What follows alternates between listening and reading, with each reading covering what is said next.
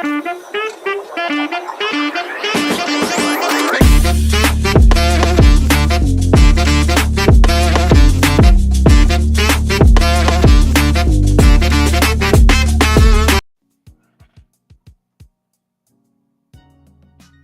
Landy, how you doing today, man?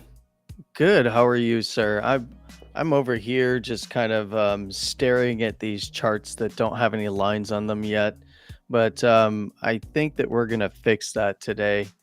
So, wait, I see Landy docs. Oh no, am I doxed already? Ah, nope, nope, nope. It turns out that, sir, I am just a Pepe the Frog after all. A pep economist. Yes, I'm a pep economist, and we're going to be talking a little bit about, well, ways in which we can figure out the possible direction that things could possibly go based on sets of conditions today when talking about charts.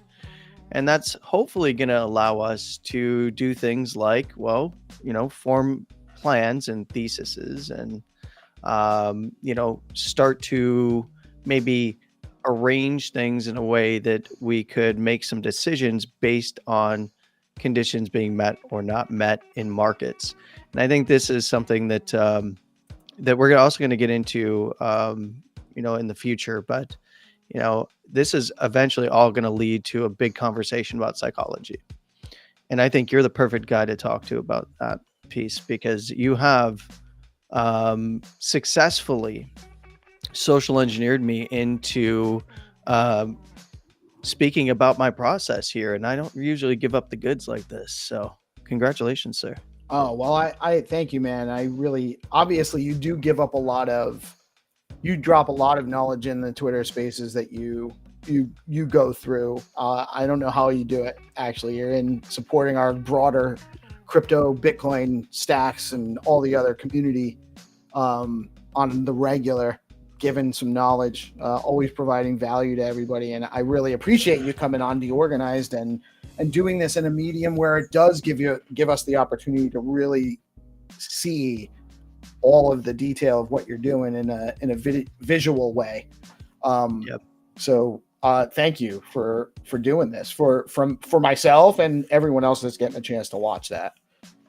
Well, hey, I'm glad to do so, and I'm always going to support anything you're doing, buddy.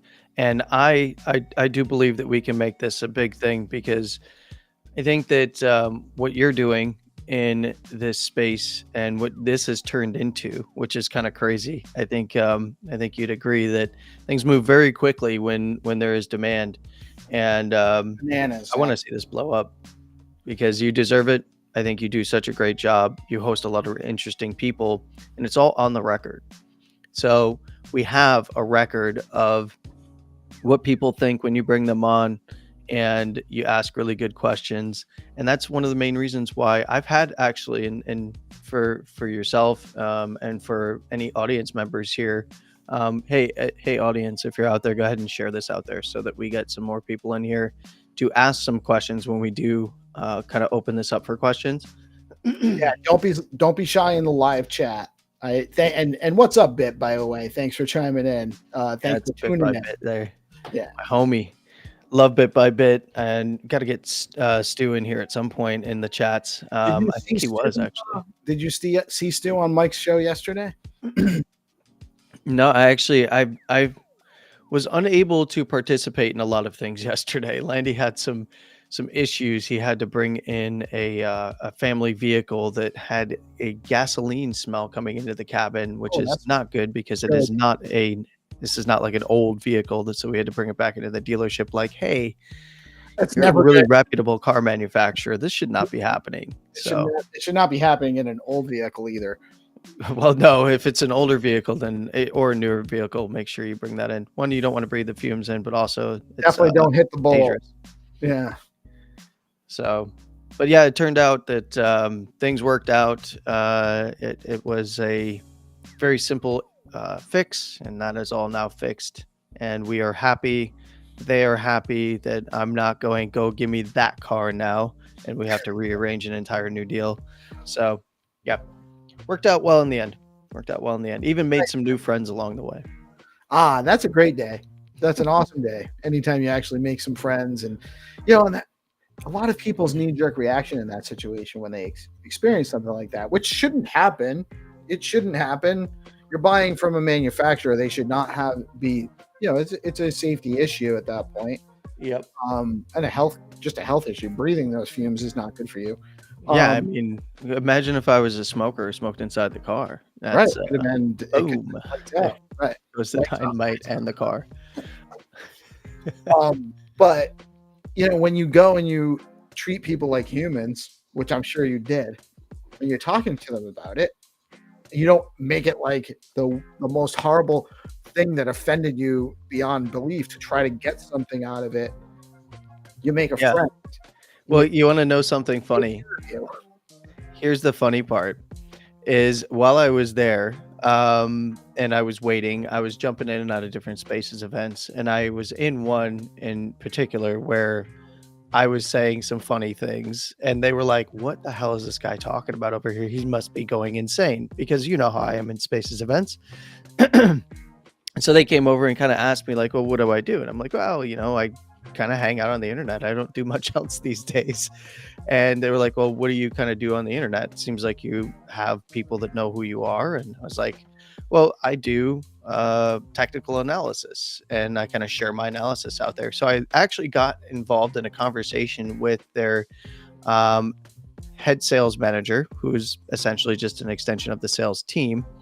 And the finance managers there all started to gather around, and they wanted to watch my charts. So we put it up on we put up my most recent analysis for Bitcoin on their TV, and they were playing it in the dealership while we were waiting. Nice. So it was a lot of fun. I sincerely hope that those that newly followed end up seeing this and are kind of watching this while they're kind of waiting for customers to show up in the dealership. That'd be amazing.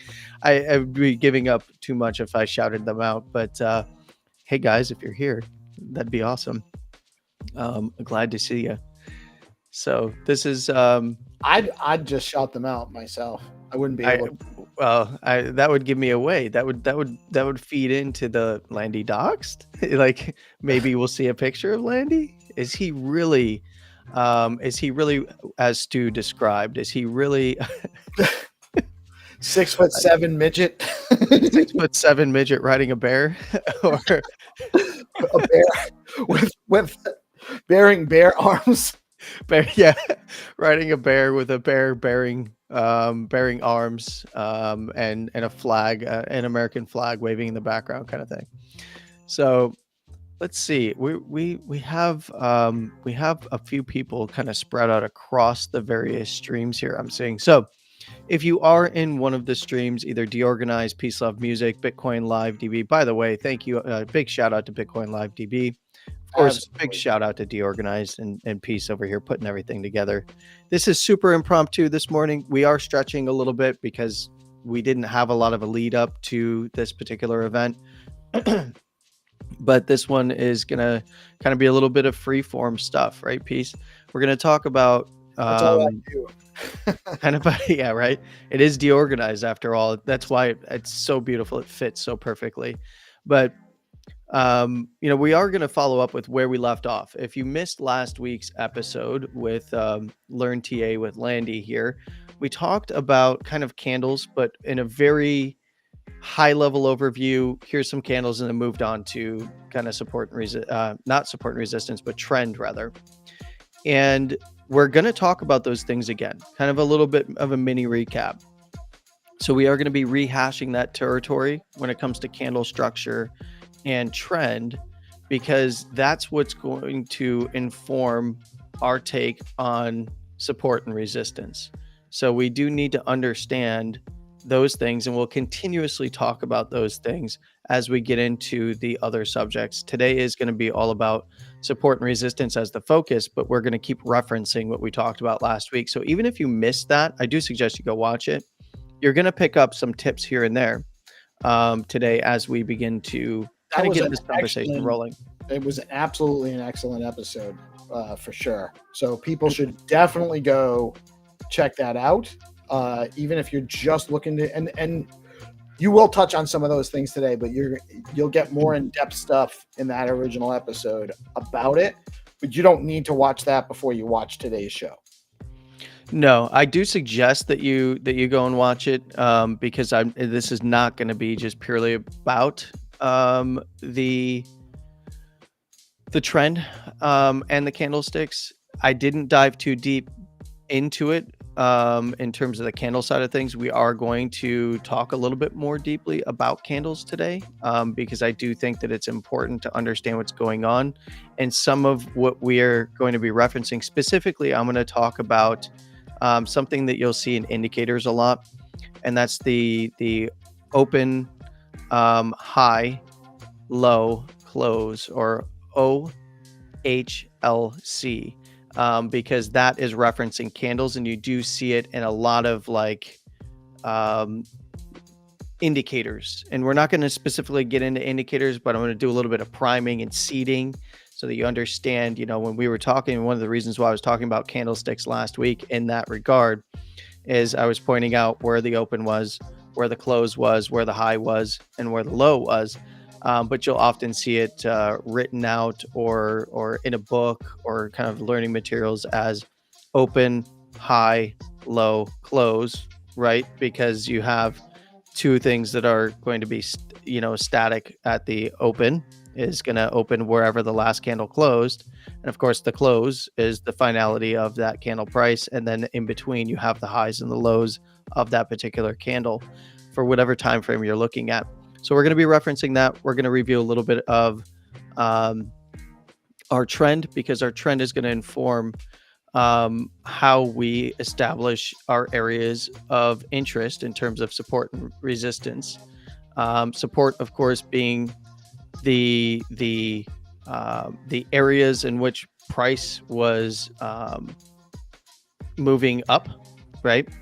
So where price was moving down into a specific area and then price moved back up, that would be an area of support. If something, as price moves up and then starts to move back down, we would consider wherever that is an area of resistance. So we're going to get into that. How we feel about the music in the background, everybody, yourself included, Peace. You hearing me okay? I hear you okay. Is it a distraction to you? I can turn it down a little bit if you want. It doesn't matter. We can always just keep it just low in the background if you want. I can't get a gauge for it because I'm not on the other side of the stream here. So if you are in the audience down there and you would like to let us know how the background music is going there, if it's competing with our voices at all, but it's through the app, so it shouldn't be, because I can turn it much louder. So I already have it turned. Oh, okay. Perfect. I was just wondering because we had mentioned that we'll bring it in with some music, do a little bit of banter. It seems like we're starting to get people back in here. Yeah, we've gotten 81 live viewers so far. People are shy about chatting sometimes. So if you're watching, definitely let when Landy starts going into the discussion, make sure you drop your questions in the live chat. So why don't we kind of jump right in? What do you think? I'm ready to go, man. All right. What they want. Yes. Well, you all came here to learn a little bit of TA from Landy here. And look, one of the big things that I talked about last week was kind of to point out what's going on in the candles here, just what a candle is, right? And then we move directly into trend. And there's a few things to kind of maybe recap.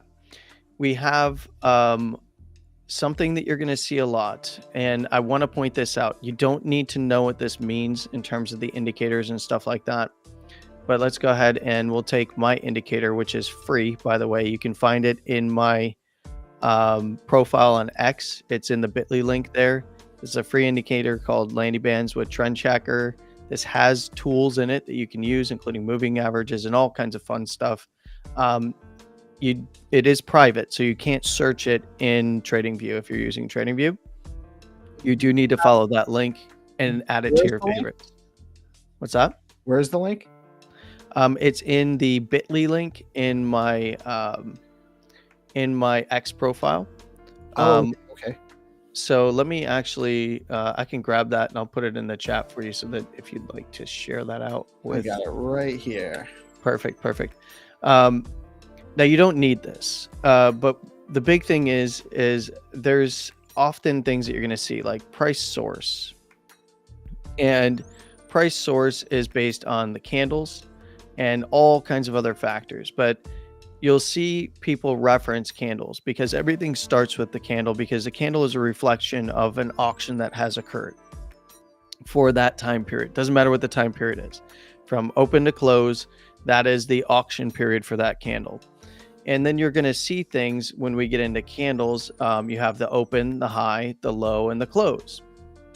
And then you can measure these things. A lot of indicators will do this as we start getting in here. We're not going to talk a lot of indicators until the very end, but I got some questions about that stuff after last week's episode. But you'll see things like high-low 2, HLC 3, OHLC, which is what we are talking about when we're actually talking about the entire candle, which is your open, high, low, close, or your OHLC.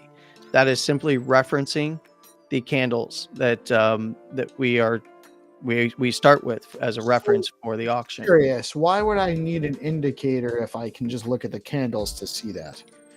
Well, because indicators are referencing the candle structures and taking that data and displaying it in a specific way for you. So what does like an indicator do? I get a lot of questions about indicators. What indicators do is they just give you, they take the information, which the raw data is the price data. And the price data is going to be laid out in the format that, we described last week. You have timeframes, like this is the daily chart for Bitcoin. Now, what we have here is a record of all of the opens and closes, the highs and the lows. So we have the open, the high, and the low, and we will get the close later today of this current candle that is in session right now. This is the daily candle session, and we don't have a close yet because this is live price data. It's going to close in 5 hours and 20 minutes, right? But we have yesterday's. We have the open down here at $90,520 or so. And how do we know that's the open? Well, because it's a green candle. If it was a red candle, wherever for a green candle, wherever the open is, it's going to be the bottom. For a red candle, wherever the open is, it's going to be the top. So that helps us immediately identify, well, this price moved down from open to close on this candle here for this bearish candle, right?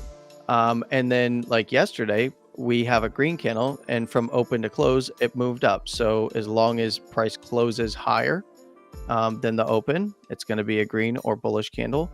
If price closes lower than the open, it's going to be red or a bearish candle. And then in between, like yesterday's, for instance, we have the open, we have the high up here at, so we had this open yesterday at 90,500 roughly. We had the high at 93,978, almost $94,000. We had the low, which is just below the open there at 90,415. And then we have the close at 92,373. So that would be your open, high, low, close. And it's in order, right? Because you have the open of the candle. That's the very start of the daily candle. You had highs and lows, and then you have the close to finish up the candle.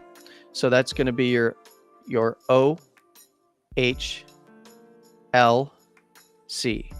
Okay, so that's your candle structure. That is the complete candle structure. And there's a bunch of different ways in which we can reference the data for that candle to display anything we want, really, right? We can tell you, we can use indicators and reference that data from that candle and prior candles to it to then give you extra information about, well, this is the average trend. Maybe it is maybe we use a moving average that references the open, the highs, the lows, and the closes, or maybe it just references the closes so that we can see the trend of the closes, or maybe the trend of opening price action. We can do this in many different ways, right? But it's just indicators will help you get extra information about what's occurring on the on the chart for that particular time frame. And you can get extra information by going to the 12-hour. Then we have extra data because there's 2 12-hours in every 24-hour candle or every daily candle, and we can keep extrapolating that down to the 8-hour and the 6-hour. And obviously we have the 8-hour, we have 3 closures, and the 6-hour we have 4, and the 4-hour we've got even more, so on and so forth. As we keep going down, you're just taking that 24 hours and you continue to split it. So we have our 8 closures here, so, or our 12 closures here. What am I talking about? 4 8 12. Yeah, so we get 6 closures. Well, here I am, I'm the chartist, and can't do simple math, but that's why we have a chart to help us out with that. But yes, that's why indicators are important. If you ever want to get my indicator, it is free. It's going to be expanded upon very, very soon. We're debating on, for all the effort we're putting in for one portion of it, and the fact that we might have to pay for API access. There might be a paid version, but it would just be to cover API access, and there will always be a free version, and it will always be fully featured. Cool. Very cool. Dropping that link one more time. If you guys are interested, you can go over to CryptoLandy, follow them on X, and you can get the link for the indicator on there. Yeah. So, really good question that led me into the candle kind of structure. And then, of course, once we have a history of candles, and this would be your opens and closes, showing either the bullish green candles or the bearish red candles, we start to form a trend, right? And that trend can be very easily read just based simply on the candles that we have, or the candlesticks that we have on our candlestick chart here. So we're going to go up a little bit into the hundreds of thousands of dollars on Bitcoin, just to talk a little bit about this again, very, very quickly. We've got uptrending structure, and we're going to color this a little bit different. But what is an uptrend? Again, an uptrend is going to be kind of where we have higher highs. So wherever price started, we have a higher high, higher low, higher high, higher low, higher high.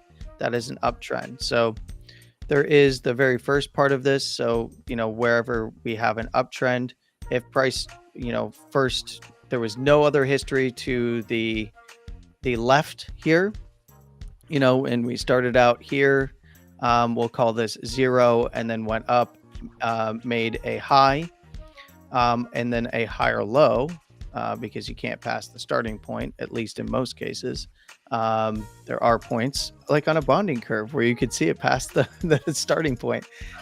Maybe we'll talk about that. But stuff happens. Well, once we get a higher low, one of the things that we established last week is, in this case, what the criteria would be is, in order to, get that trend going, and continuing up, wherever we see a higher low come in, if this was the first higher low ever, this is a brand new ticker. Once it takes out that most recent high, we're now in an uptrend, technically, and we can only make higher highs, and then we look for higher lows. And then the criteria for the next move up would be past that most recent higher high, as this would be a higher high than this over here. This would be a continuation of the uptrend. And typically you want to see 2 highs and 2 higher lows for a full uptrend. And then we start looking for, and I'll give you tips and tricks as we kind of get into things, the more of these particular kind of learning sessions that we go through. But once we actually get a high in, we can, kind of reference that over here. Let's say we have, we have a high in, and then we see, oh no, there's a lower high, and then a lower low, and a lower high, and we're going to make this one extra choppy on the way down. And because the bulls are trying to hold price up, and it went all the way back to 0. Now, this isn't always the way things are going to look. I'm just using this as an example, but there's Landy with the classic cough to blow out your eardrums. But we have an uptrend over here, and then we go in and we say, okay, well, there's a nice higher low, but we need to see continuation above this area here, or this last higher high, in order for us to see this uptrend continue. But we also have another condition, and we've had the condition the entire time on all of these higher lows, and that is if we pass this low, we have a break of structure or a trend break. And if it comes off of doesn't matter, like if we had this higher high and then trend break down here, that would be, the criteria would be to break the trend right here, but we have this higher low right here. So technically this could be a green line down into this, because this is a transition in trend. And we talked a little bit about this the last time that we spoke about trend. But in this case, this could be still considered green, right? And, we're going to kind of paint it as a green red here, just a little bit of Christmas colors on that one portion, because, well, technically this put in a higher low. So we're looking for continuation if Bitcoin were to, or whatever it might be, break out above this most recent high. But if it puts in a lower high, like we're seeing right here, then we have to be aware that the criteria to break this uptrend or get a trend break would be any kind of closures below here. And then once we see a lower low, well, we have a lower high, a lower low, we now have a trend reversal on our hands. And our expectation would be that, okay, as long as it's trading below this high, it can only put in another lower high. So you can kind of understand that now what I'm doing is I'm defining some criteria based on our trend, right? So once we get another lower high, then the criteria is for continuation to the downside. We would need price to break below the most recent now lower low as it relates to this, what was a higher low. We so have that first lower high on this trend there. It's your warning. If that was a double top, kind of the same thing, right? It doesn't matter. It could be a double top. It could even be a deviation above trend. It could be a higher high even. It doesn't really matter. That's just the lower low after it. And then it's all about where is the last higher low in this case, right? So this could be a higher high, but for simplicity's sake, I'm saying that it makes a higher low and then we see a lower high. That doesn't always happen that way. And we're going to see plenty of instances as we look at like Bitcoin's price action where it doesn't occur that way. It looks like a mess, but you got to understand kind of the criteria and what we're laying out in terms of, well, we have, this higher low and say we get a lower high, like I'm showing in this example. Once we pass this higher low, well, we have a trend break. And then this lower high or equal high or higher high, doesn't matter what it is. In this case, it's a lower high. That is going to be our bias breaker. Price needs to get back above there again in order for us to say, okay, this lower low is a deviation. But if our bias is that we have a trend shift because we just had a trend break. So the first thing that we would want to look for is the possibility of another lower high, which is the example that I'm giving here. And as long as it's below the last lower high, equal high, higher high, or whatever, doesn't really matter. That's our bias breaker to the upside. And anything below there will paint a lower high. And then the criteria for continuation is if you break down below this lower low, you're going to continue down. And then we're looking for lower highs, so on and so forth. Well, how can you really easily kind of understand the criteria that you get? Well, along the way, you can mark out your chart. And what I like to do, this is personal preference, but I like to mark out where our trend shifts are occurring or where our pivot points are. So for instance, we had an uptrend, right? And then we want to, as the uptrend is occurring, we want to kind of mark things out. So I use horizontal lines. This is not the type of line that I wanted to use. We'll do two. We'll do a solid line there. And I'm going to use this teal just as an example.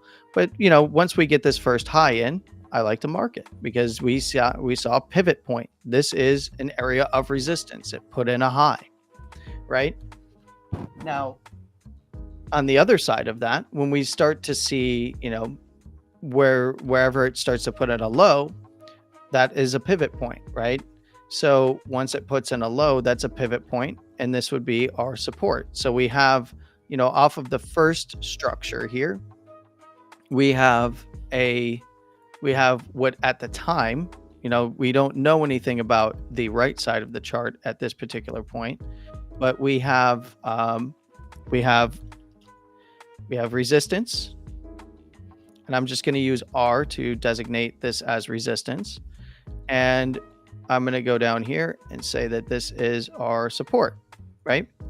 So because we know a little bit about trend now, we can very easily start to define when price is in here. So when we zoom in, for instance, and we are in this time period where this, we're in between the support area and the resistance area, we know for trend continuation to the upside, in this case, price started here and it found support here after finding resistance here. Well, we know that the criteria for breaking down and moving price down further is now going to be this pivot point or the support, which is the higher low. And we know that in order for price to move up, we need to see price break above that resistance, that pivot point, to put in a high. And this is going to determine whether or not we start to get continuation of trend to the upside. And in this case, we did. And what I like to do in terms of support and resistance is, well, we now move from this area. We get price appreciation, we get a higher high up here, but then we have resistance again. And now what we're looking for in terms of, support and resistance is this entire zone. We want to see this flip into support. The entire zone that we have from this particular high that was put in to the higher low. And then we can even refine that criteria. When we have candles to reference, we can actually go back to that open, right? That open, that high, that low, and that close of that candle. Now, if it's on the top side, I like to use the first part of this, which would be our open and high, right? So I like to use the open and high. The close and high. Let's because if it was moving up, it'd be the close and high. So I like to use the close and high, or the CH. So that would be the close of the candle. If it's green, the close will be higher than the open.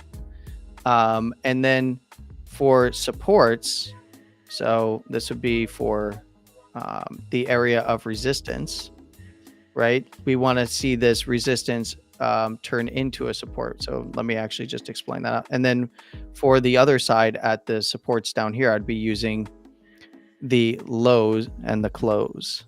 So, and this is based on closes.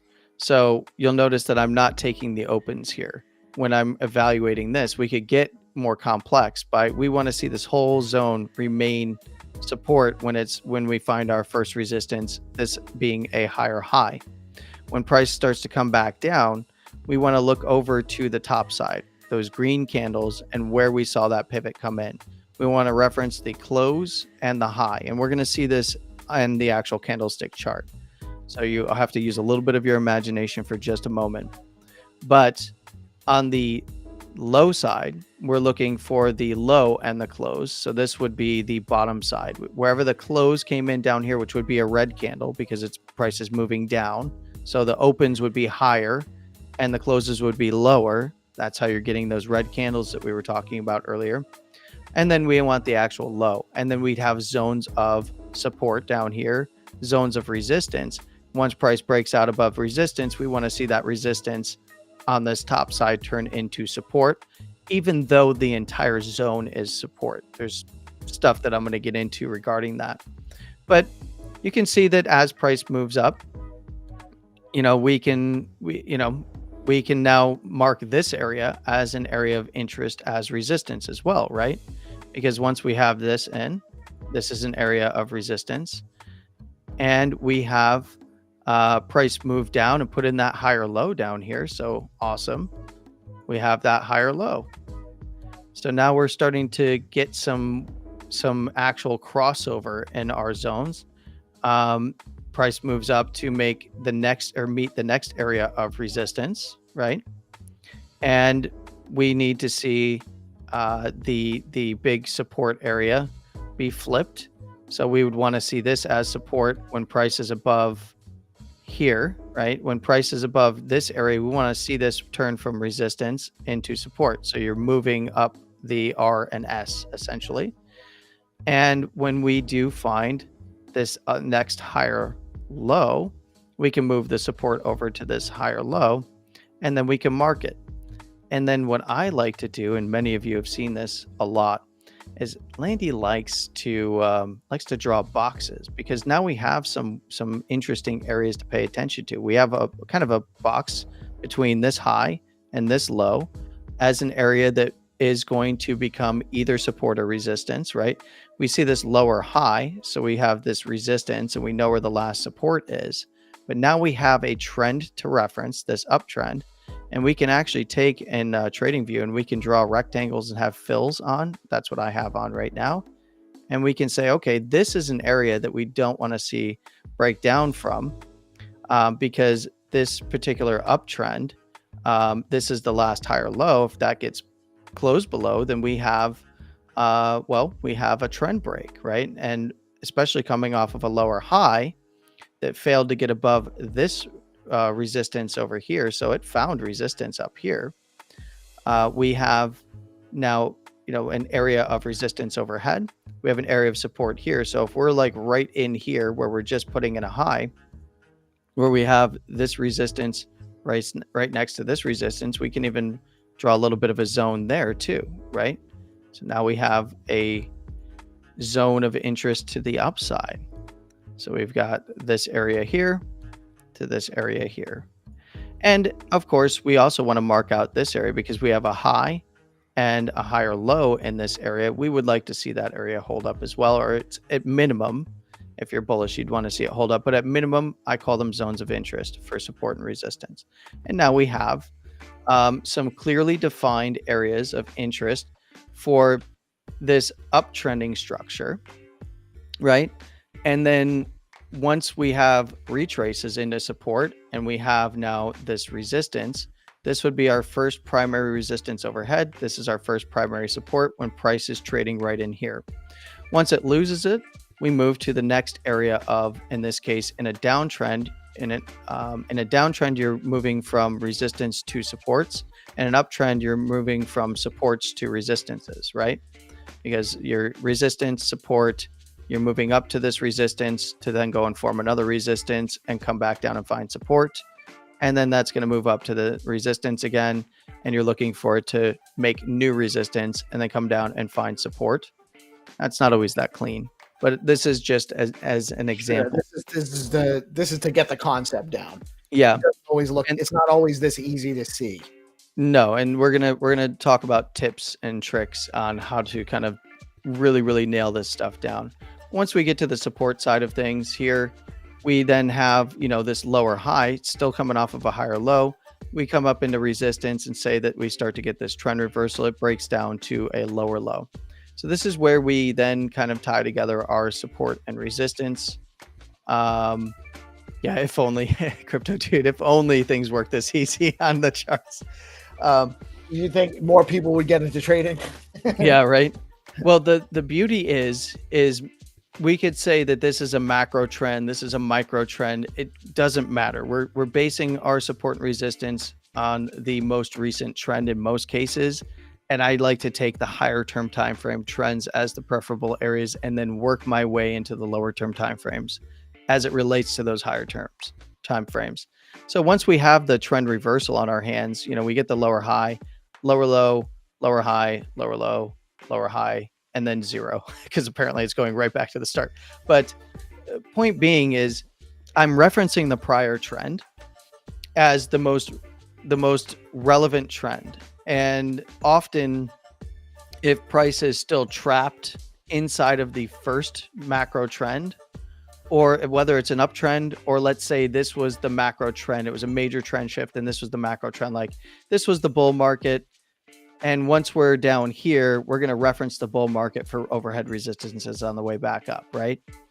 And then for supports and retracements, we're going to reference the bear market, right? Once we shift back out of this structure. So then these all become realigned with this.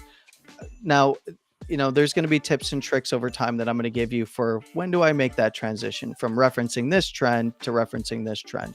That's not going to be today's video, but or stream. But I do want people to understand that this is very simple criteria that I just laid out. And Peace, I do want to kind of open this up before I actually get into the candlestick chart and really driving down and giving you an example and the audience an example of this and some of the things that I just talked about in a little bit more complex manner. I want to open this up for anybody that has questions in the audience, and yourself, of course, as well. And your take on get it. I think you did an extremely thorough job of explaining it. Very, it's not super complicated concepts, and anyone in that's watching, you're welcome to throw out questions in the live chat at any point, and we'll bring them up. We don't have any questions right now from the audience, but I think this makes a lot of sense. Trip says that use of an arrow as a pointer is the real alpha here.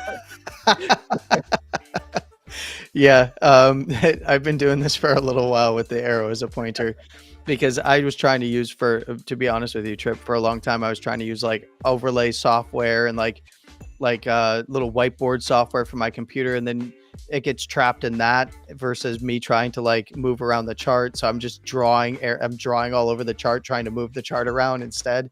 And it became such a horrible mess that I'm so glad that I've got really good friends in my TA group. Just do this. Who were able to bear with me during that time period, because I used to actually do like all day live streams while I was trading on one computer, just explaining price action on the other screen, because I'm bored as hell just executing orders on one screen. I might as well stream out on the other. And that turned into very long impromptu TA learning sessions with Landy. So, I do have some experience with this over time. And then, of course, many of you are probably familiar with my recorded videos that I upload Monday, Wednesday, Friday. So yeah, absolutely, of course. But this has been like, this definitely is a very clear way to understand the concept of just basic support and resistance, and how that works off a trend. And honestly, it's only as complex as you make it, right? So we're going to go through and we're going to delete all this, because that was just kind of the warm up. And let's go and actually do it on the chart. Like, let's take a clean chart. We're going to go macro timeframes like we did with we want to kind of clean up the noise. We want to know, we want the macro trend anyway, because that's where Landy always starts. I always start with macro trend. So of course, this is Bitcoin. This is the index on Bitcoin. It's going to be different than the price that you're looking at on your exchange. It's going to be different than the price you're looking at for spot or CME or any of that kind of stuff. But doesn't really matter, because what we want to do is go ahead back here to the macro trend. And we just want to identify the trend.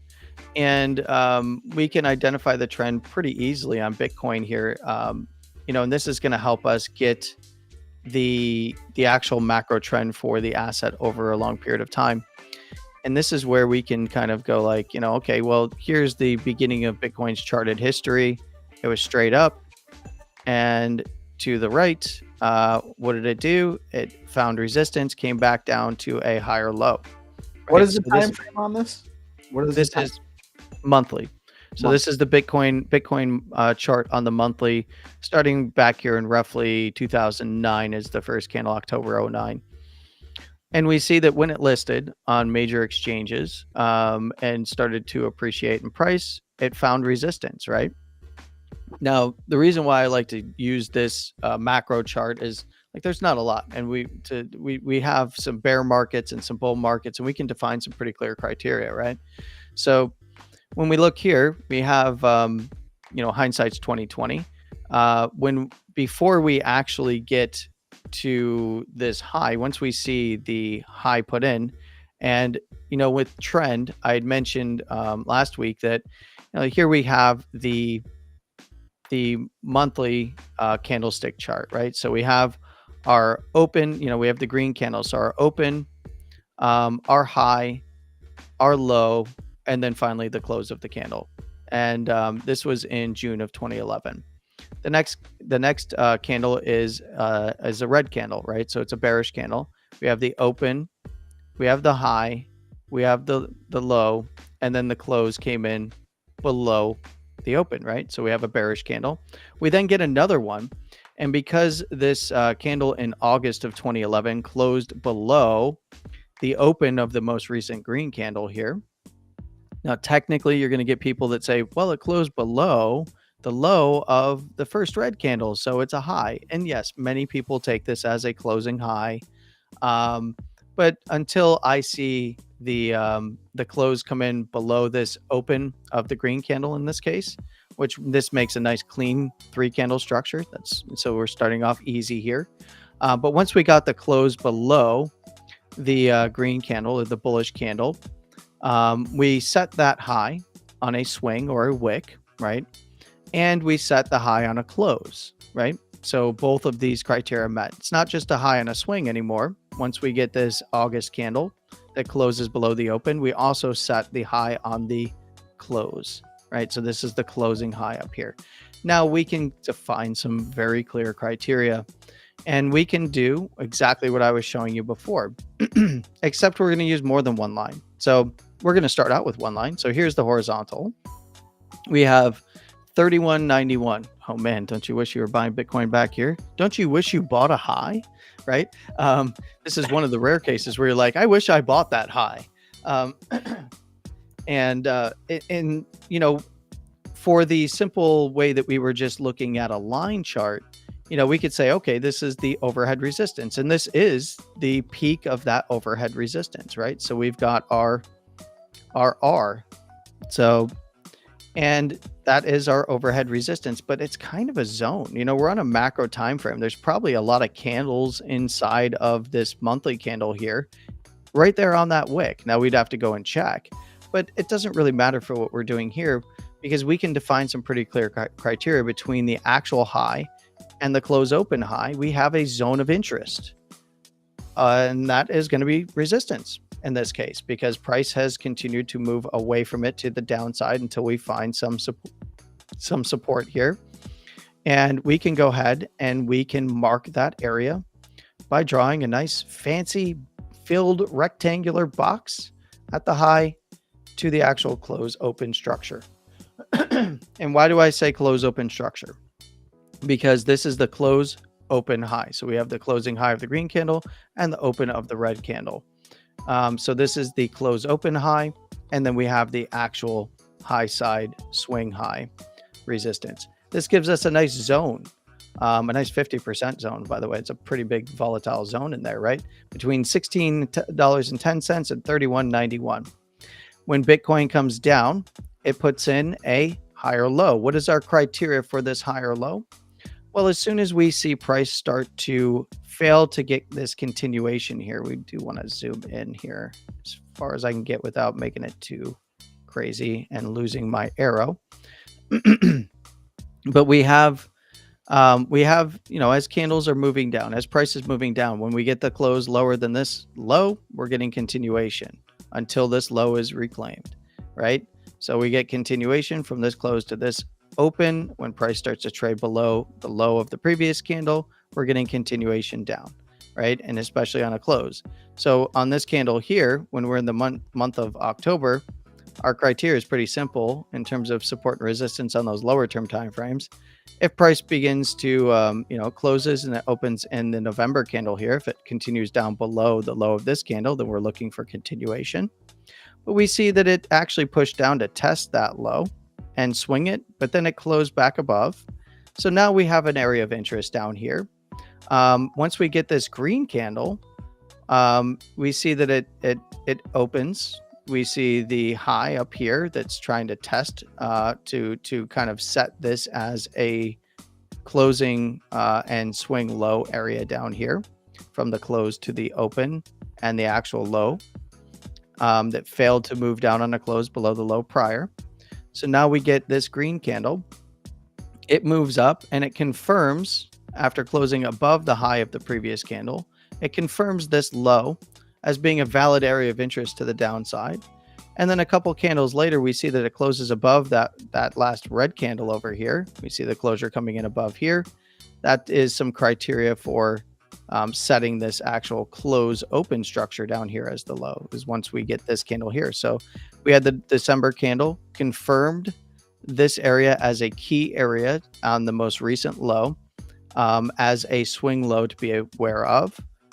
It did put in a nice little high here, but it closed right next to the high. Next candle comes up, moves above. So we had the close to the open. We get our high well above the open of this candle here, because we're going in reverse order. Remember, when we put in the high here on a swing, that was in whenever we closed below the low. And then when we put it on a close, we wanted to see this candle here close below the open. Well, we're just doing reverse order here. So we have, the actual low set here tentatively. The swing low is set. And then we need to see a close back above this open here in order to set the close open low. And that defines this area as the low. And then that's going to be an area we mark as support from the swing low to the close open low.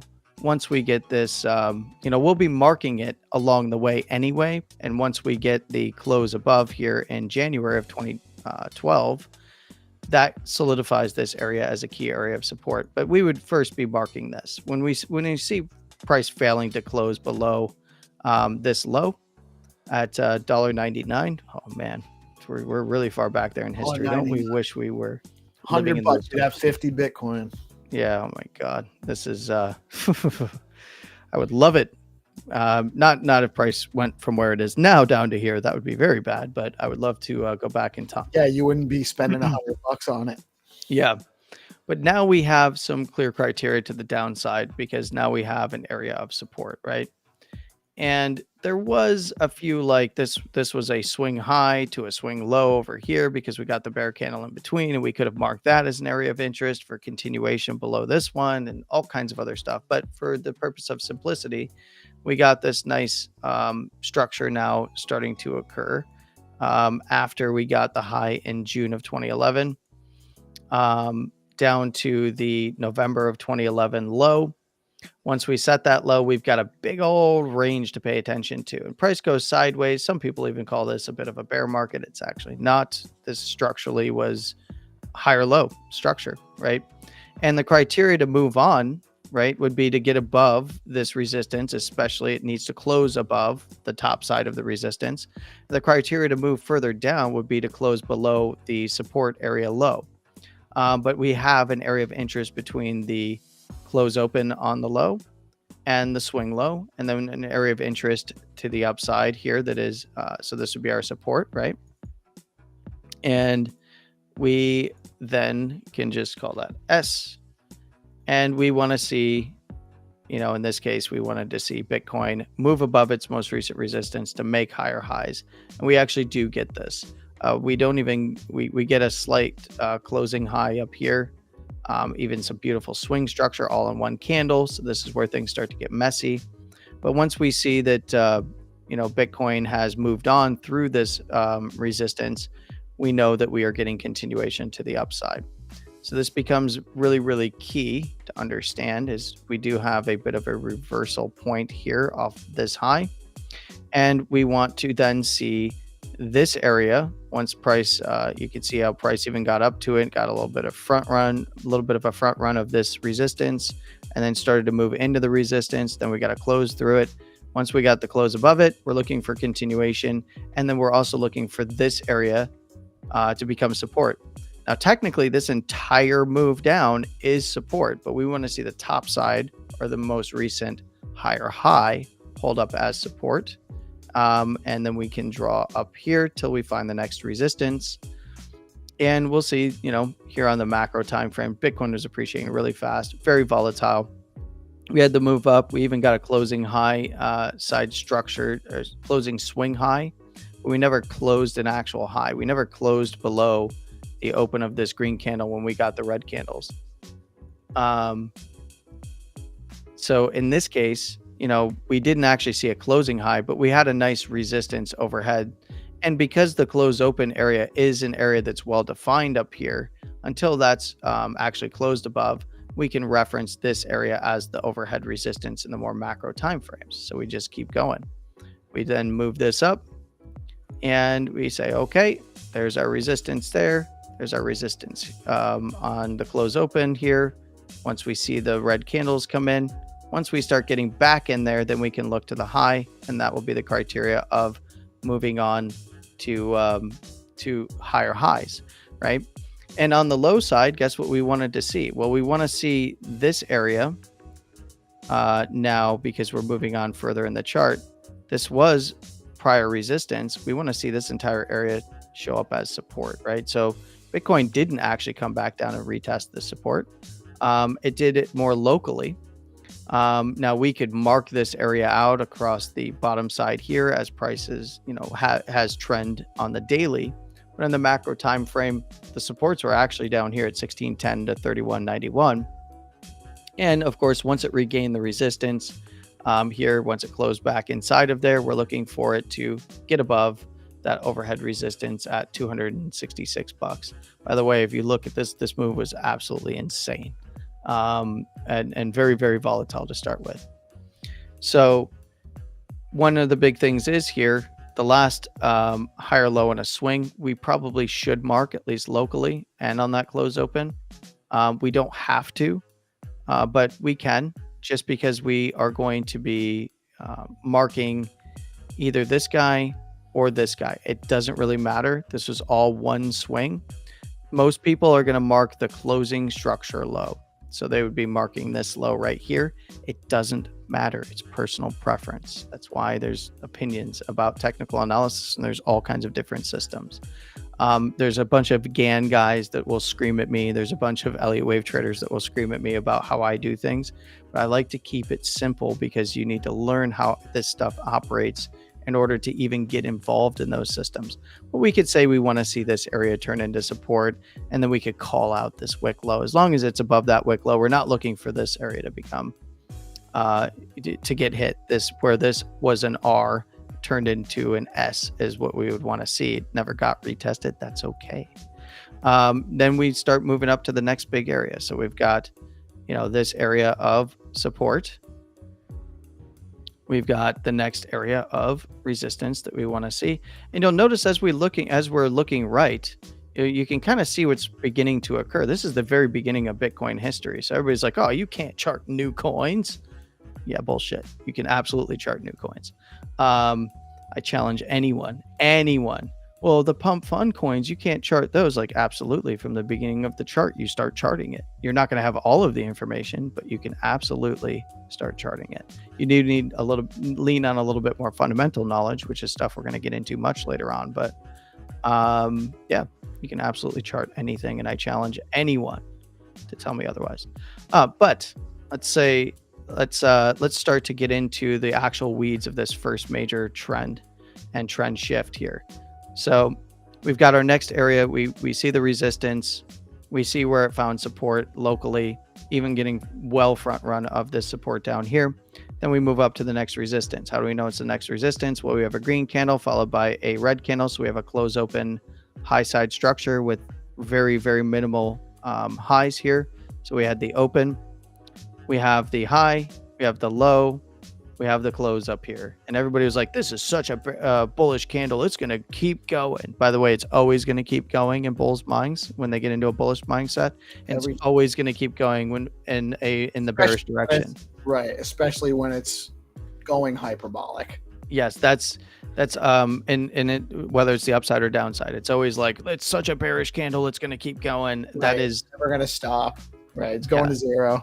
or Yep. it's going to infinity. And that's emotion, and that's something that we are going to be talking a lot about is psychology as we start to get towards the end of the actual technical analysis stuff over time in this particular series with myself and you. This is so close, by the way, that we're just going to mark it roughly around that high there. And in fact, I do have this snapped on there. It might matter for the daily, it doesn't matter for this particular time frame on the monthly here, but we're referencing the prior trend, and this is a higher high. So this is beautiful. We got the beautiful continuation to a higher high. And in this case, what do we see? Well, we see some candle structure going on here. Once it puts in the high, where does it lock it in? Technically, it takes forever to lock this in as a high on a close, but we do see the swing locked in. We have the red candle, that had the high up there.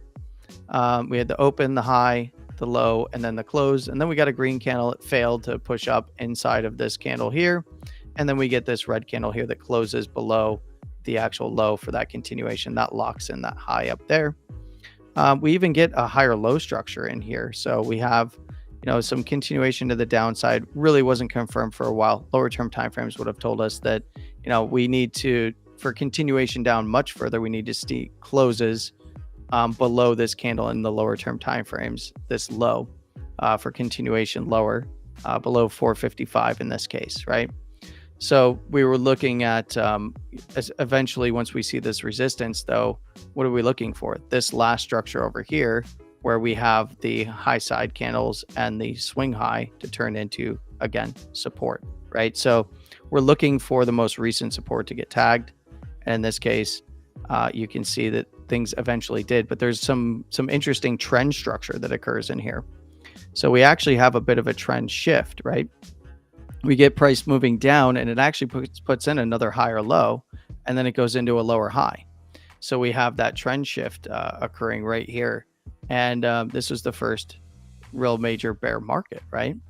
And this was our 14 into 16 cycle, followed by the you'll notice that this absolutely goes a little bit bonkers on this side of the chart. That's what we refer to as the Trump pump.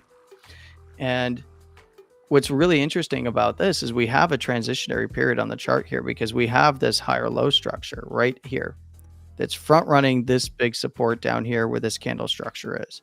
So we have this higher low that we need to mark, right? So let's go ahead and mark that. And now we're starting to get, let's go ahead and mark it correctly, Landy, with horizontals in this case. So this is technically a higher low. So we found support right here. And it was front running this support down here.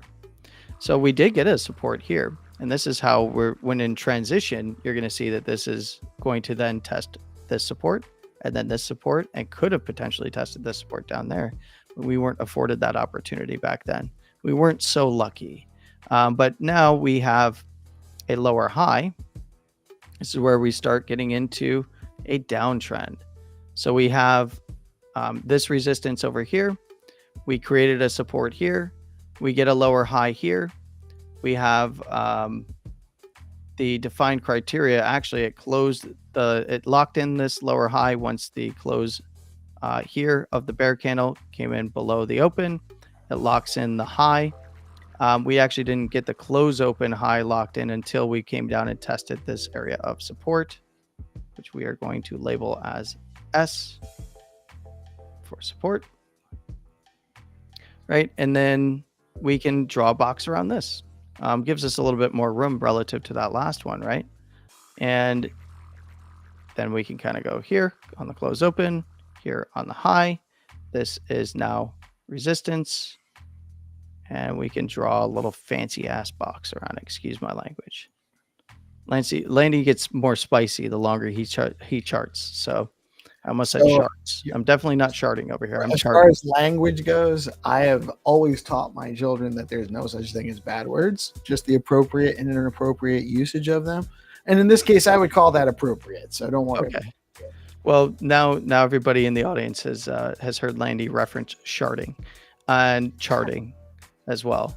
So by the way, if you ever hear me refer to a chart, that's a shitty chart. So that's we do have some better, reference for better that. than what I understand. Better that. than what you're picturing. Yes. And hopefully you're not picturing it. Well, I wasn't. Good. You are now, though. You're Well, welcome. Landy's we do a little trolling here. We have to troll Peace Love. We love him. And I consider that to be a show of love, actually. I never trolled anybody I didn't like. Exactly. So we're starting to get this downtrend here, right? So we get we start coming down to this support. Once we get this resistance over here, remember, we don't know what's happening on the right side of the chart. We have the benefit of hindsight right now, but we get the lower high. We have to look back to this first support. So price gets in there and then it begins to lose it. We then have to entertain moves to this support down here, right? We get another lower high. We get a move down to the next big support zone. And then we have to really pay attention to the low side structure. Once we get this low in here, as long as we're in this big support zone, right? So if we see price trading below this low, even on daily time frames, then we can look down to the bottom side of this big support area where the S is, right? And it's all based on this prior uptrend. And because the downtrend is occurring inside of this prior uptrend, it's not until this prior uptrend previous higher high structure is broken are we going to get a big old bull market. But we will get trend shifts. Right, so we shifted into this downtrending structure here. We even get a swing high on the low side here, inside of trying to break above this support area to get out of the support zone, and it becomes local resistance on lower term timeframes. Then Bitcoin comes down and swings in for a nice. Well, this is actually a nice swing higher low, and this is where people get very, very confused. Remember, the criteria for continuation is the last lower low. Now we have a potential higher low here and even close it and make a little bit of a swing higher high and close a low side structure, which is across all of these. We still need to see a close back above this candle here. And you'll see that we don't get that until all the way back here in November of 15. But this was the lower low candle. We need to see a close above the open there in order to set this entire area as a closing low. And you'll notice that we don't get any of that. Now, this is something that you can mark as an area of interest. This support, by the way, after it's lost, becomes an area that is both a support and, you guessed it, a resistance. So SR level overhead, when you are below it, it is resistance. When you are above it, it is support. So now we have references for support and resistance. Again, we have resistance to turn into support. When you're above this high, it should be support. When you're below it, again, it's resistance. So we have all of this is support and resistance zone. The context is price trading above it or below it. If it's trading above it, it's support. If it's trading below it, it's resistance.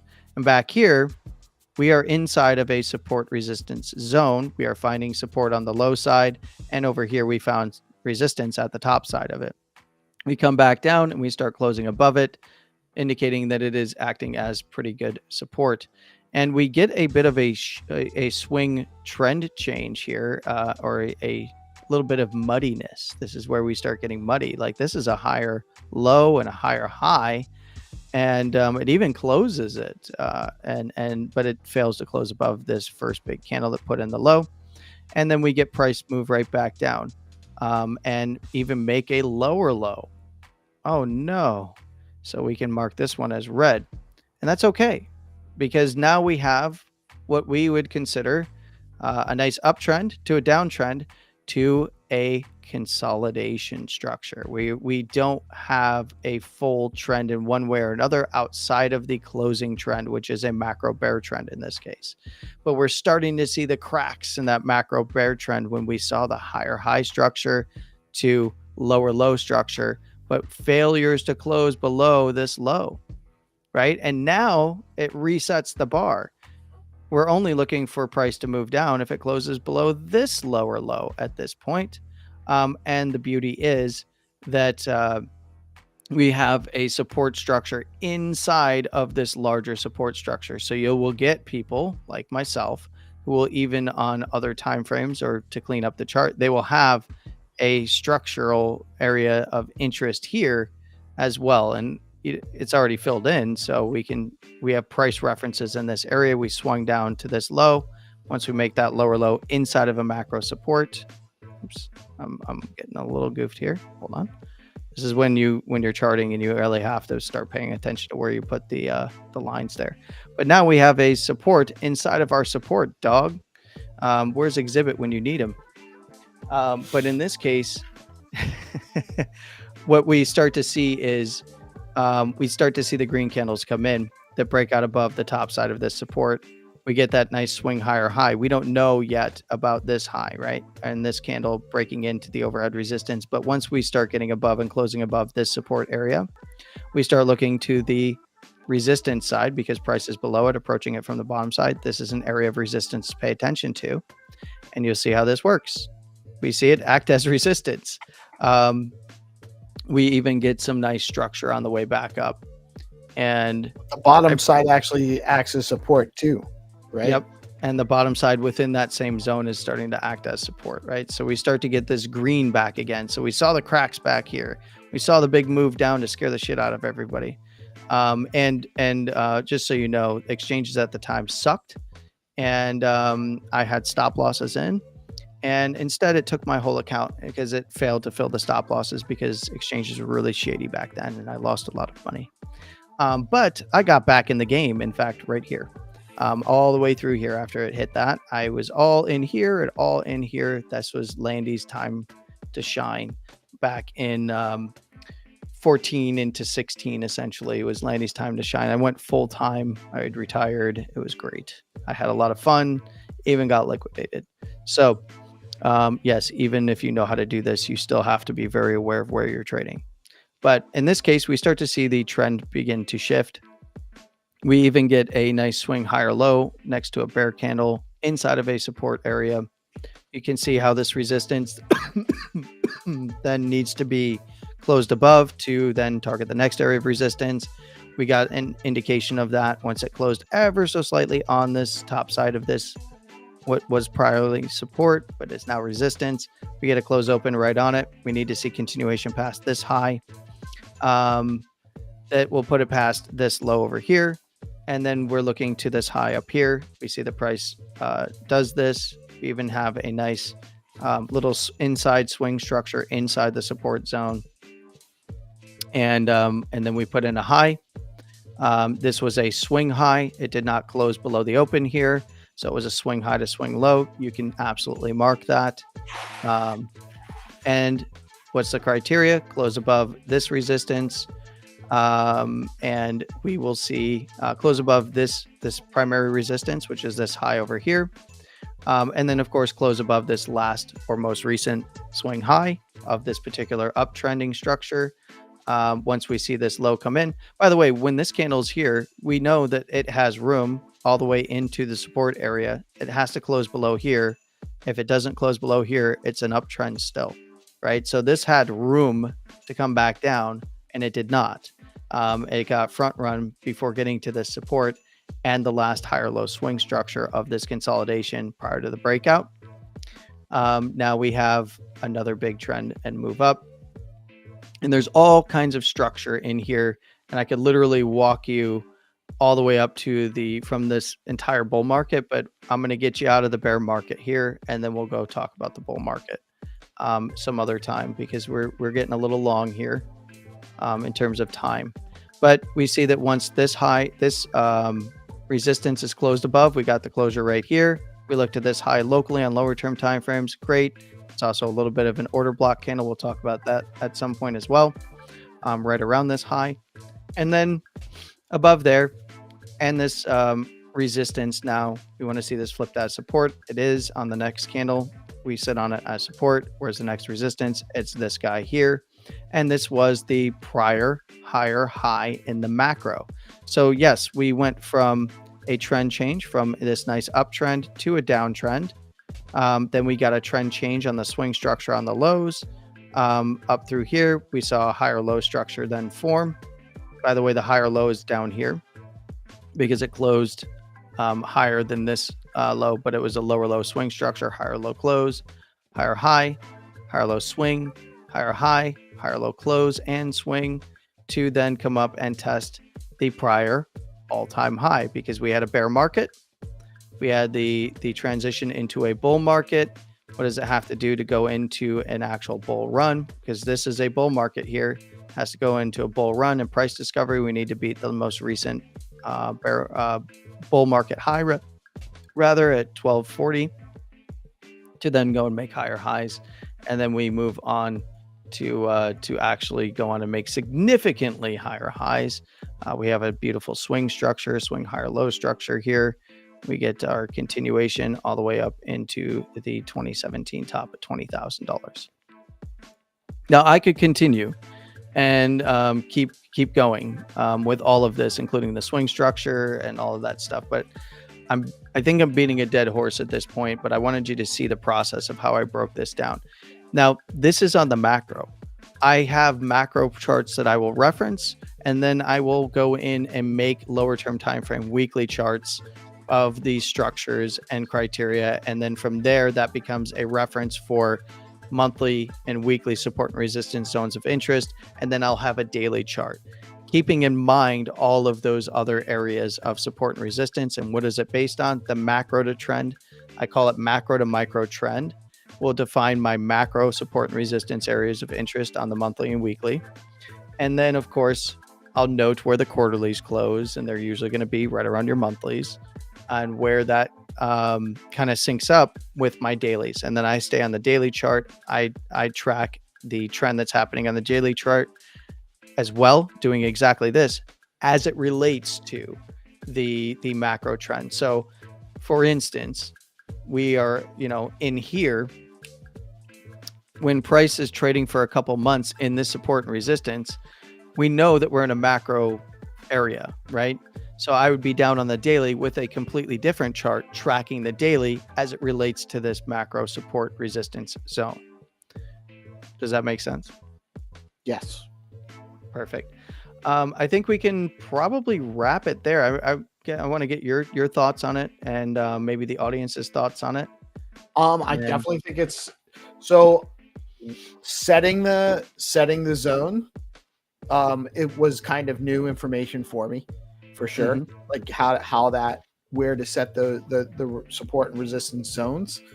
That's definitely something I will continue to use and makes things a lot more clear for me. One thing I guess I'm not quite sure of is the swing high, and this is actually almost more from last week, but the swing high how does that swing high and swing low, do those get confirmed by the next couple of candles too?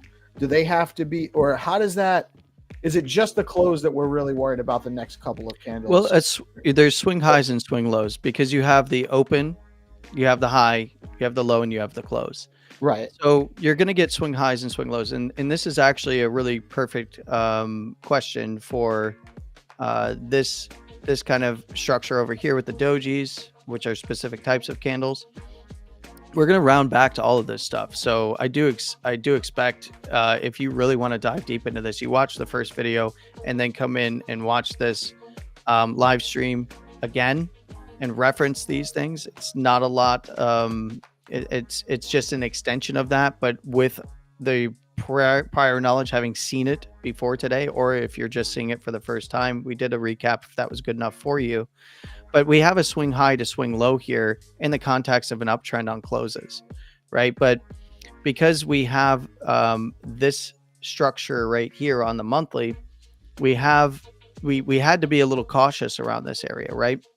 In the lower term timeframes, because we have a high that didn't get closed above in the next candle. We got a nice bullish candle, but we also had the low get taken out, right? So we had a sweep of this low here. So we have this high here. We need continuation above this high in this candle to keep moving up, right? So we don't know anything about these candles over here, but we get this big higher high. We're now in a blue sky breakout, as this was the prior all-time high at 1240. Now we get this higher high on this candle. We get the close open. We get a higher high than that, and just shy of $3,000, but it didn't close above this high. So we're not getting continuation on a closing basis. We need to see closes above this high, and now we needed to see closes above this high at 2,766 in order to get continuation. Price started to close above there. People got really excited, but because the monthly didn't close above the prior high, now this is the benchmark.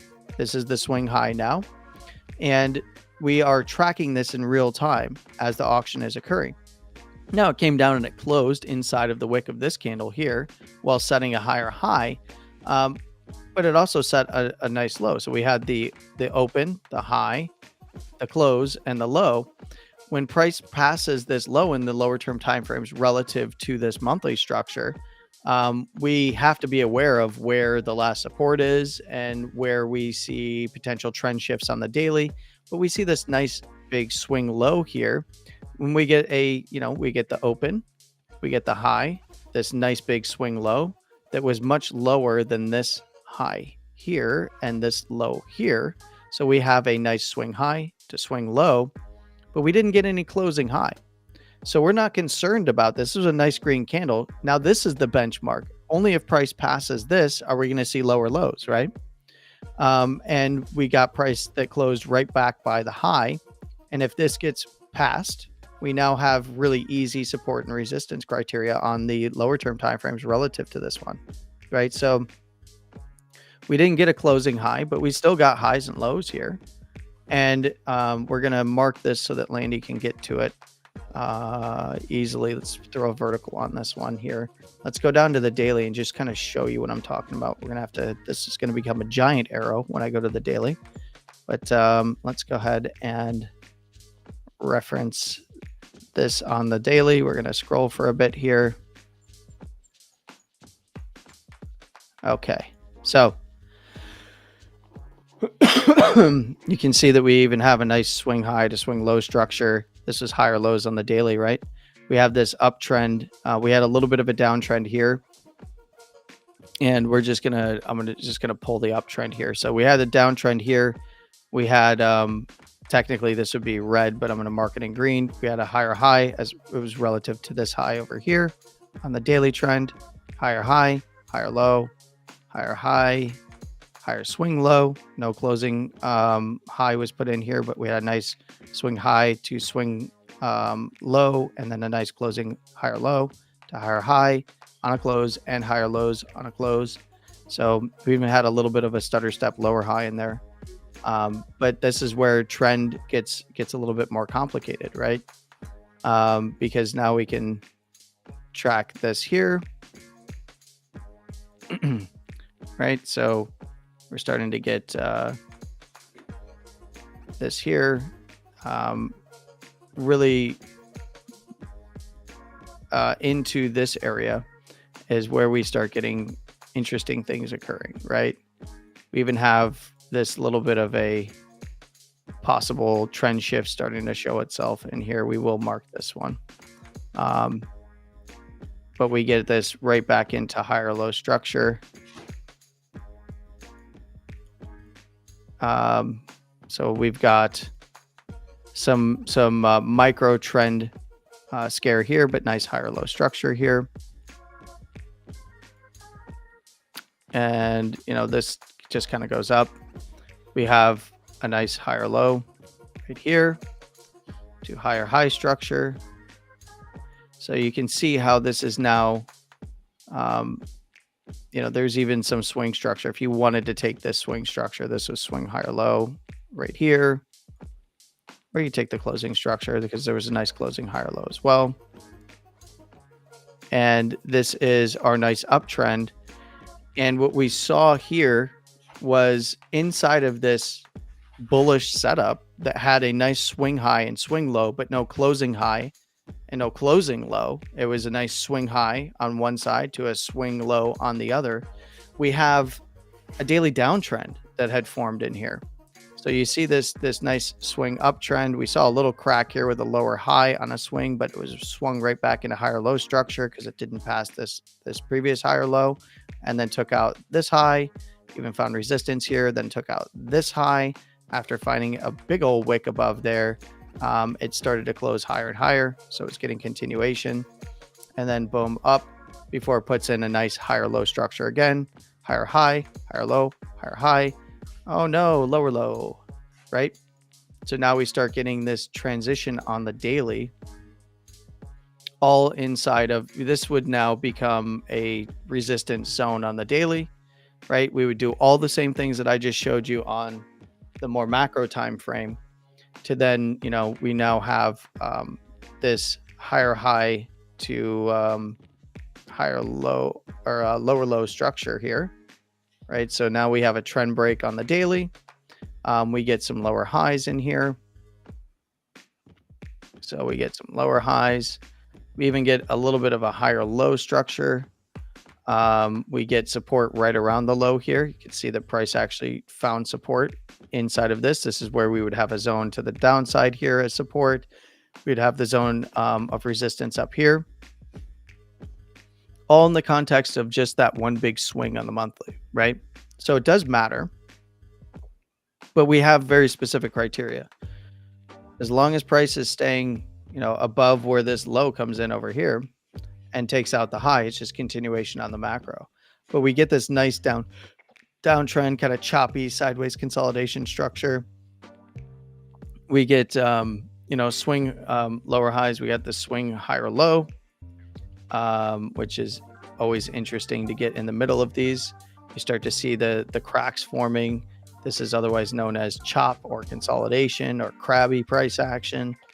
But we get this nice structure here that's swinging back and forth, and is scaring the ever-loving crap out of everybody. I remember this, by the way, very, very clearly at the time, because you could see how we're getting lower highs and then a higher low, and then what's the criteria in here? It's just a mess, Landy. Oh my gosh, we even got a higher high over here, and then we're getting a little bit of a lower low, and I'm all confused. This is just it's killing me, Landy. What are we gonna do, right? And we're gonna go right back to our basics, right back to our basics in this particular trend, right? So it's getting choppy in here. We had this beautiful uptrend. We had a little stutter step coming into this zone. Hey, look, by the way, this stutter step happens to be where the low came in, but that's one of the reasons why we would mark this area right over here as a support and resistance zone on the way up, and this as a support and resistance zone on the bottom side of these candles. So this entire area is an area of support. You'll often see guys do stuff like this. Now this isn't necessarily the way that I do it. I would piecemeal out the top side and the bottom side, but you'll often see guys just go like this is the support, right? And it doesn't really matter because we can draw it however we want. We can draw the big support like that, or we could draw the top side between the highs and the close, and the lows and the close for the bottom side, and have a no man's land in the middle, or the whole thing. It doesn't really matter. It's up to you. It's personal preference. But we see that when we're defining criteria, once we have this low over here, we see the lower high up here relative to this. This is all an area of resistance, right? And if you look left, it's right around, where the rejection came in over here. And then we're looking for, if price closes below this low here of $2,076, then we're looking for continuation down to this swing. And, we have a swing just below that, right? That's also got a high side structure that this actually tested. So, this is where we start really getting into the weeds on the dailies. So we had this beautiful structure right here that I would have marked out as such, like this. We saw that price made the high, came back and tested this zone, made a higher high.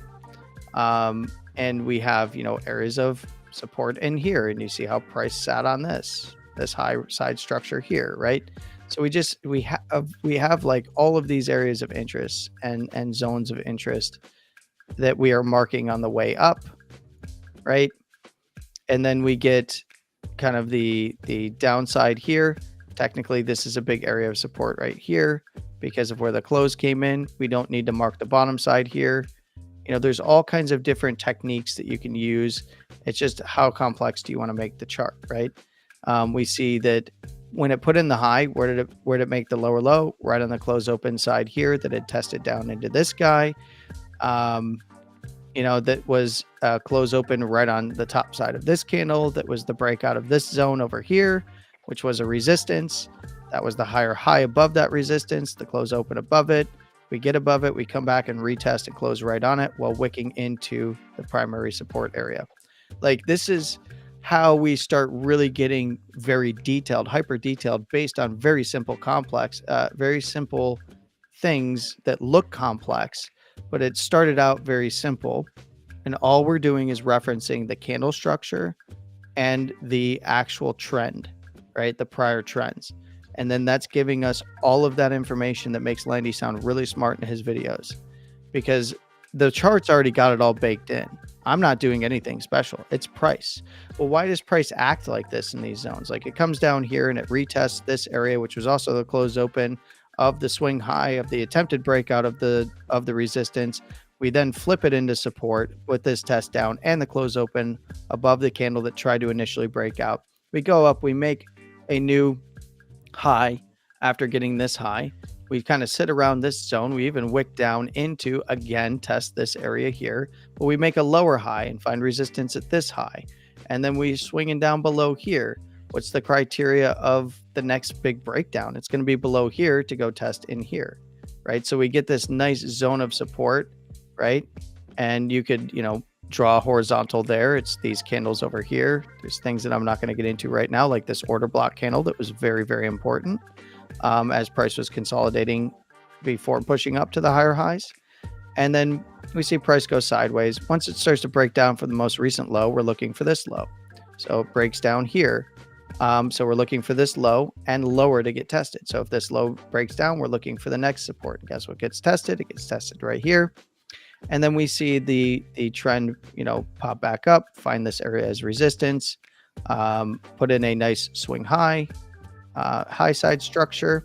And this was all one move. You're not going to be able to really get too much. It was just kind of a higher high structure. So this is a trend shift.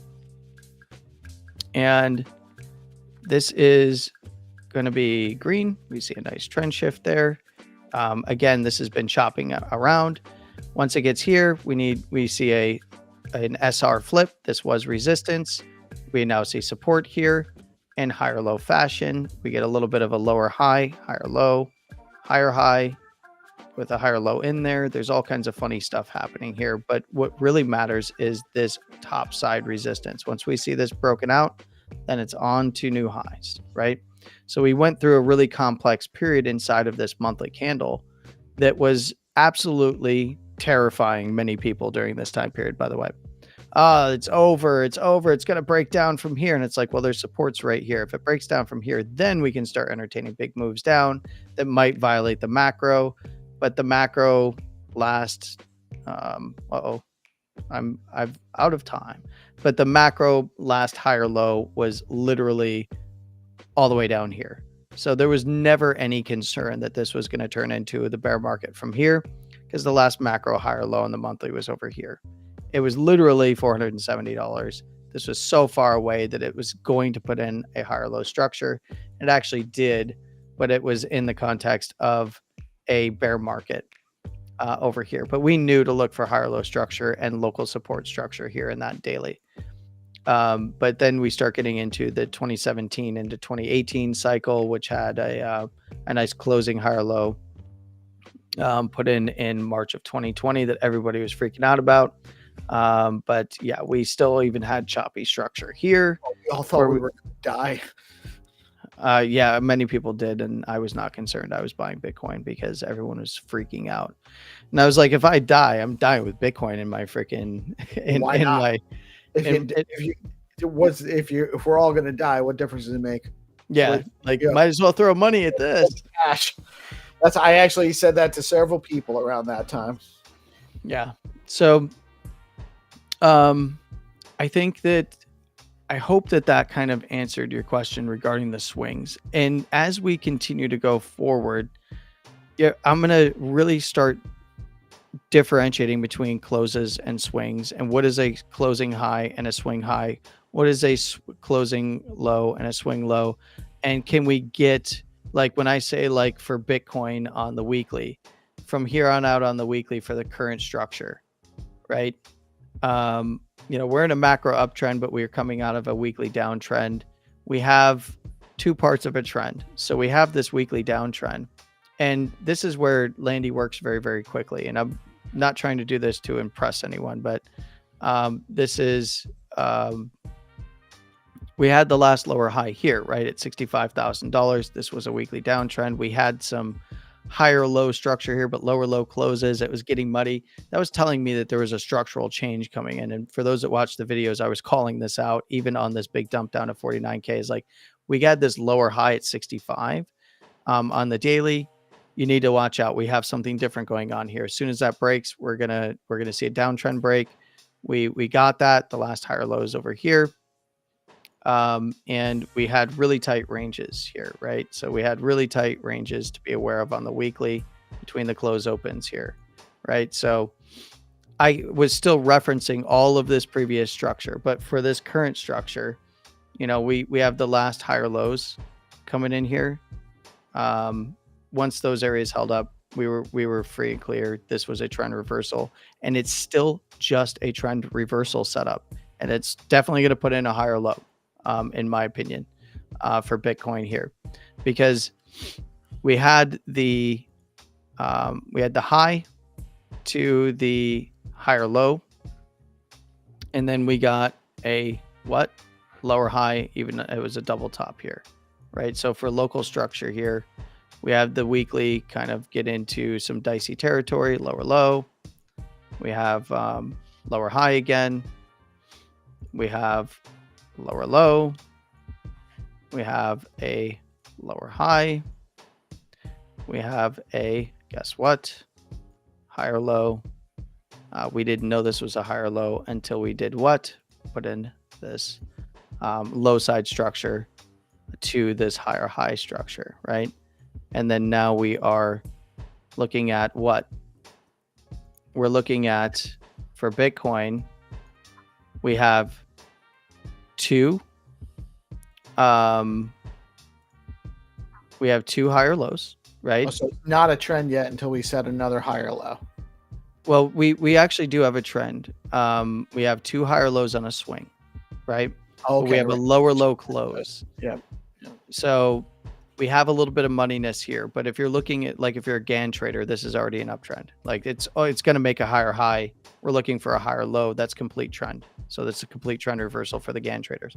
For me on a close, it's still not complete because we had a lower low. We have one higher high to higher low structure, higher high. I need to see another closing higher low. But once we get the next high, we're going to see likely a higher low as it relates to the last higher low structure here. So it doesn't matter what it does, right? It's got to take this last low out on the weekly to change structure. I mean, it could come all the way back here, which, by the way, is like a 30% freaking move that everyone would freak out about.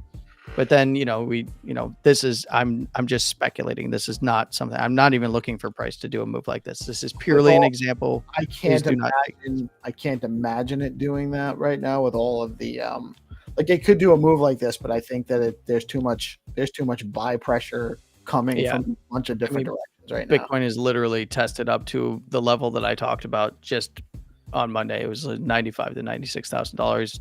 It got front run by like what, $100 on spot price. On index, where did it more than $100? I've only seen it hit like 94. 95. It hit 95 today.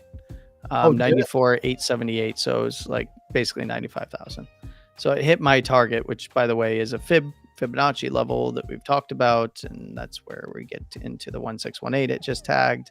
We were looking for this if you watch my videos, so it's fulfilled the criteria. Above there, we're looking $98,000 to $100,000. If it can start closing above like 95, 96, but that's neither here nor there. This move is still ongoing, right? We haven't seen a high put in, right? We haven't seen a confirmed high put in. If we close anywhere above last week's high at 93.5, it's continuation, and this week's high will govern continuation. right? So if we close above last week's, we're already making higher highs. So this is where, as we're tracking price live, we can see that 93.5 is going to be the criteria. I want my arrow, not the line there, right? So it doesn't matter what price does here. It's already in higher high territory, but we want to see a close above last week's high for continuation, and then a close above this week's high for continuation, and then a close above the next week's high for continuation, right? Until we see a bearish candle. The bearish candle is going to tell us that what we need to pay attention to next. And that is, are we going to see a high put in that we're going to have to look back to, guess what? We're not in danger until we see this last higher low, right? And there's a whole bunch of prior swing structure to reference for support, right? So we have very easy things to keep track of. We don't need to make it complex. We can make it as complex or as simple as we want. But like this last structure from the closing highs, I'm taking a little bit more than the closing highs. So the swing high, I'm incorporating this swing high, and even this guy here. I'm doing that. I'm making my own decision on that. That's for me. Landy wants to make his decision, and just so happens that it lines up with my line, right? So, but that would be a retest of the top side structure, right, on the weeklies of a trend that was just broken, right, and back into an uptrend. That doesn't mean that it's going to top out here. I want to be very clear to everybody in the audience. I'm not saying that Bitcoin is going to come all the way down here. We don't know that yet. This is purely for an example. Right. But wherever it puts in this higher high, I'm expecting a higher low because there's a whole bunch of supports. There's even, supports here, right? So because you're going in order, once we take out all these resistances, right? Once we take out all these resistances, like this last lower high trend break to higher high trend break on the close open and incorporate these two, that's a zone of interest for me. Before we even get to this higher low down here, which this is right now the criteria for breaking trend on the weekly. And that's a long ways away. So we can even color this, we can fill this in red and say like, well, that's the danger zone right now. We are so far from the danger zone. My bias is that we are going to put in a significant higher low and push on to significantly higher highs. Still, that's my opinion based on some other analysis that we're going to get into another time. But that's wherever this high comes in is going to be the criteria for further upside, right? Wherever we put in a top here on the weekly, we'll get a higher low. And then we have to look, okay, continuation above this high or higher. And if it fails to do so, we're looking at the potential for a lower high that can take out whatever the most recent next higher low is, right? But the bias right now is, for me, because of how far price is away, the bias is that we're going to continue this higher low structure. That's my opinion, because we are so far away from the previous higher low. But first we need to see a high. But that is like the bulk of my analysis that I walk through on my videos every week.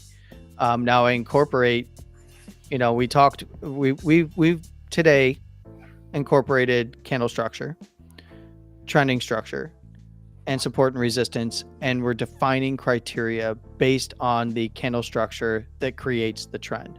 So you see how these things are, it's like a nesting doll.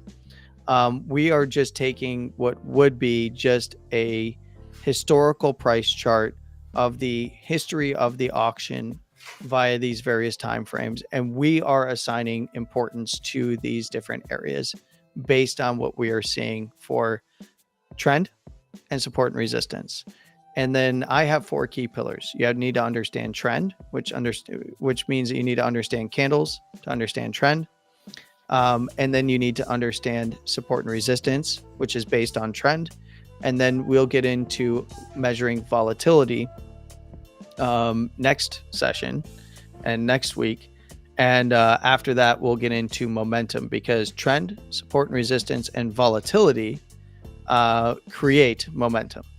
And those are the 4 keys to successful charting, which then become the 4 keys to successful trading or possible successful trading, because you're going to base your trading plan around what you have charted and the conditions that need to be met to move further up or further down in price, and that will help you define how you set up your trades for swing longs, scalp longs, or basically longs and shorts. Like, I'm going to take a long here based on this condition. I'm going to take a short here based on these conditions being met. And then we'll talk about things like how you can set up a checklist and how that fits in with stopping FOMO and FUD and fear and elation, and keep your emotions in check with a checklist that is binary based on the conditions that you are laying out, that all starts with your charting setup. Very cool. So next episode, we'll be looking at volatility. So we won't be ready to make decisions yet. We'll still be looking at some other stuff on how to, before we're ready to make our decisions and plan our trading.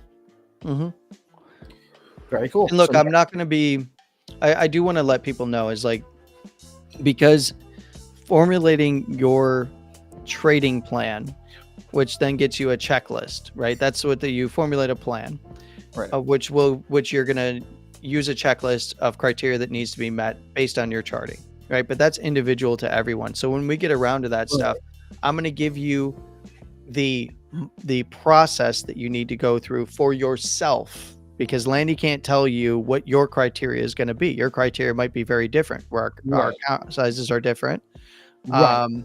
I'm not right. We're not. You have to customize. I'm not expecting. We're not telling people that Landy's going to tell you what to buy, when to buy it. That's not what we're doing here. We're just how to make that decision for yourself.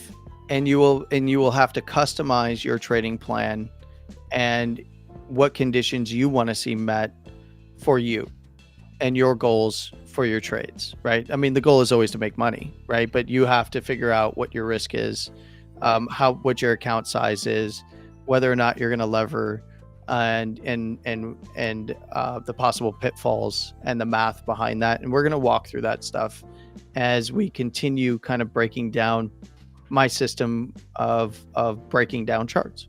And I mean, and by the way, for those of you that have come from like different schools of like charting, like I'm a Gann trader, I'm an Elliott wave trader, or I'm a volatility trader, or, you know, you got to understand that what we're talking about right now underpins every single system. Every system is underpinned by what we just discussed with candlestick patterns and trend, right? And every system is going to have being underpinned by the four main keys, which is trend, support and resistance, volatility, and momentum. This is the underpinning for every system, meaning that you can go and you can pick the system like Elliott wave that is going to incorporate your trend, support and resistance, volatility, and momentum, right? And same for Gann, same for,